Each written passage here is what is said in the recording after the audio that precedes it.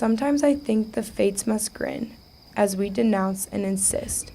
The only reason we can't win is the fates themselves that miss.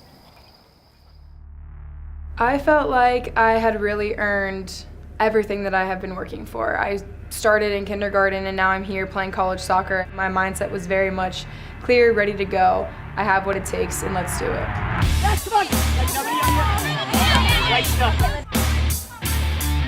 We were very confident in the ability levels of the back four. Everybody was very optimistic in regards to what we could actually obtain from that season, just due to the strength of the back line that we had.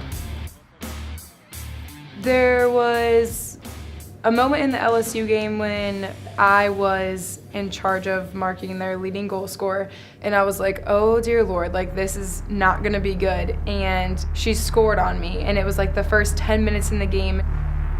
After that, I really played the best I could the rest of the game. It was amazing. Like the best soccer game to this day I've ever seen her play was the one against LSU. One of the things that I like the best about her is when something does happen that's not positive, she always comes back. That just challenged her to step up. This has been her dream for so long. Like she's wanted to play at the college level, and like when Sam sets her mind to something, she's gonna do it. I just felt like everything up until then, I had finally come full circle and I was ready to do exactly what I needed to do. We win or lose within ourselves. The shining trophies on our shelves can never win tomorrow's game. It was right before we left for Moorhead. We were doing an 8v8 drill, everything was good, practice was almost over. One of the girls was dribbling at me and I went to cut back to defend her and I felt something in my knee kind of move, and we did the ACL test and I failed it, which means I didn't tear it. And so then I got back up, I walked it off, I got my knee wrapped and then traveled to Moorhead. So I went with the team to Moorhead knowing that I might have been injured, not knowing really what was going on. We went to line up to get our names announced and it was my turn and I went to cut back and then my knee gave out on me again and I fell in the huddle and I just remember looking up at my teammates, everyone just with the worst faces possible that they could be looking at me. I heard my mom scream in the stands, so I was just laying there crying and it was just awful. And then I sat down and we brought up the MRI scans and Dr. Howler came in and was like, your ACL is partially torn, you're gonna have to have surgery. Called my mom and I wasn't even out of my car yet and I just fell to the ground.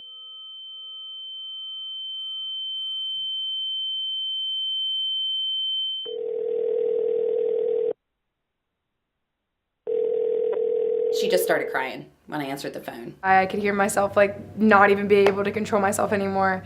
And then she was like, it's okay, you can get through it. I just told her how strong she is.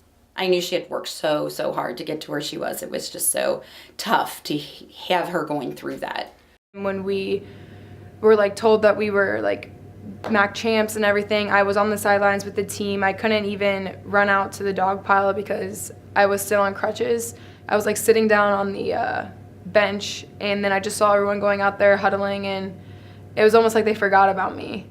And so then I was like, all right, I'll just do everything I can with this surgery, do every single rehab possible, and then I know that I can get through it. But when we fail to give our best, we simply haven't met the test of giving all and saving none until the game is really won, of showing what is meant by grit, of fighting on when others quit. 5 months after surgery and the doctor cleared me. And so I was like, all right, it's the spring of sophomore year. I still have all summer to recover. I mean, I can do this. We still waited 2 weeks for me to go into scrimmage and go into contact practice. It was honestly probably the first minutes of the scrimmage maybe. The ball just got bounced back to me on the defensive line, took a bounce, I went to clear it, landed on my left leg, and it just sounded like a rope snapped in my leg. And it was the exact same spot on the field that I tore my first one. Why did this happen to me? I don't understand what I have done to deserve this, what I've done for this to happen to me a second time. Some things just don't go our way.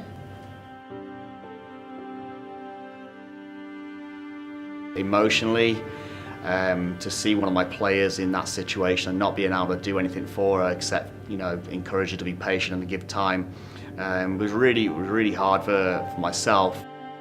And so when I came back in the fall and everyone was there running the fitness test, complaining about the fitness test, complaining about playing time, I was like, okay, like, you guys don't understand. Like, there are people on this team who would kill to be able to say, I practiced hard, but I didn't get in the game. And I almost quit, like, a lot.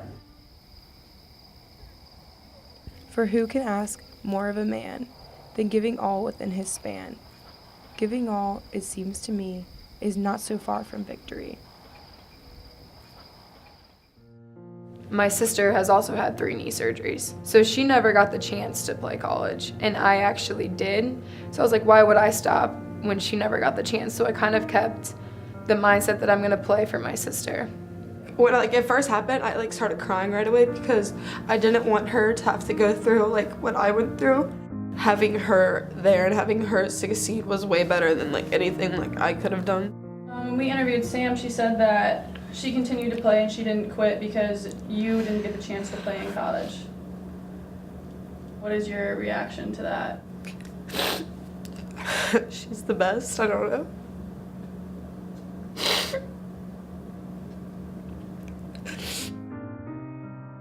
If I hadn't gone through what she had been through, then I wouldn't know truly the pain that she was feeling when she couldn't play soccer. Now we come together and we become stronger as sisters because we both know what that's like. Knowing that she overcame it and she was so driven to be back on the field was super inspiring. She's always been a really good role model for me, and that just proved how great she is. I've overcome 2 surgeries. I didn't give up. Here I am senior year. I have nothing but joy. This is really special. I need to give it everything I have these last couple games of conference because that'll be it.